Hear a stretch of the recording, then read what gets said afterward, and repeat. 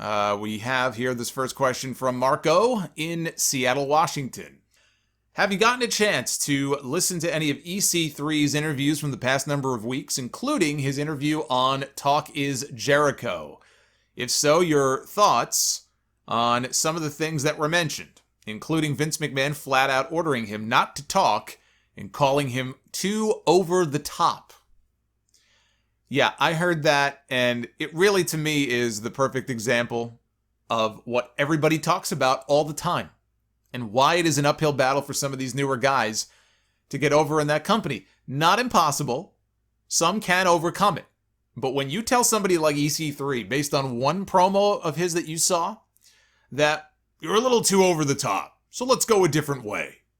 When you tell him that I want you to talk like a weatherman in your promos, which is what EC3 claims Vince McMahon said to him in their meeting, then you don't know what the fuck you're doing. You don't know what you're doing. If that's your advice for somebody like EC3, talk more like a weatherman. Where does he come up with this shit? I'm surprised we haven't had a weatherman gimmick in WWE. We've had garbage men, we've had dentists, we've had hockey players, we've had plumbers. We've had all kinds of gimmicks. Never had a weatherman. There's a lot of potential there, right? A storm's a-coming. Gonna hit you with a lightning bolt. I mean, there's a lot of really corny things you could do. I'm surprised they didn't give him that gimmick. It could have been Weatherman EC3. And you know what? Some guys are talented enough where they could have gotten that gimmick over. But he wanted him to talk like a weatherman, whatever the fuck that means. You know, even to hear him talk about his call-up to the main roster, there was no purpose behind it. He said there was no purpose behind it, and he's right.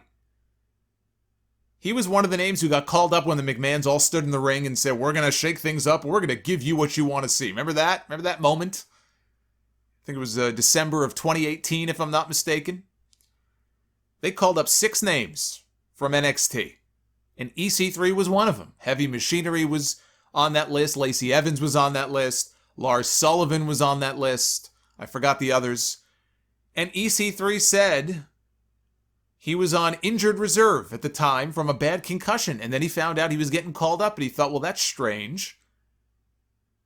But he got called up because they were panicked. That's why he got called up. They made a promise that they were going to have new faces on the show, so they just called a bunch of random people up. Now, maybe 1 or 2 of them they were thinking of calling up anyway. But it felt completely random. And I don't like that anyway when they call 6 people up at once because, you know, you got to shine some of that spotlight on the individual people. That's why when you call somebody up and you give them weeks of vignettes, or if it's a big surprise debut or something, it has more impact. When you just randomly call 6 people up at once, it doesn't pack a punch. It doesn't really have as much of an impact. I mean, no pun intended, even though we're talking about EC3 here. But, you know, he said he got called up and there was no rhyme or reason for it. But they were panicked. They were panicked because the ratings were in free fall. Compared to now, they would take those numbers back in a heartbeat, if only they knew. Vince McMahon didn't even know who he was. One of the writers was showing him a tape of Impact Wrestling, and oh, how I would have loved to have been a fly on the wall during that creative meeting, showing Vince McMahon a tape of Impact Wrestling. But I guess one of the writers was showing him a tape or a DVD or whatever. And Vince saw EC3 walk out and he said, that guy, he looks good. We should get him. He didn't even know that the guy had previously worked for him once before. He didn't know what his in-ring work was like. I guess he didn't know about his promos. He just saw that he had a good look. He had abs. He had muscles. He was tan. Let's get that guy. Didn't even know that he worked for him once before. And look, I don't expect Vince McMahon to watch Impact. I don't expect Vince McMahon to watch AEW. I don't expect Vince McMahon to watch Ring of Honor or Lucha Underground, you know, back then. And know who all of these people are at all times. That's above his pay grade at this point. When the company was smaller, maybe. But even then, he had Jim Ross and Jerry Briscoe, Bruce Pritchard. He had lieutenants in his orbit who could do that work for him and can bring him scouting reports. Same thing today.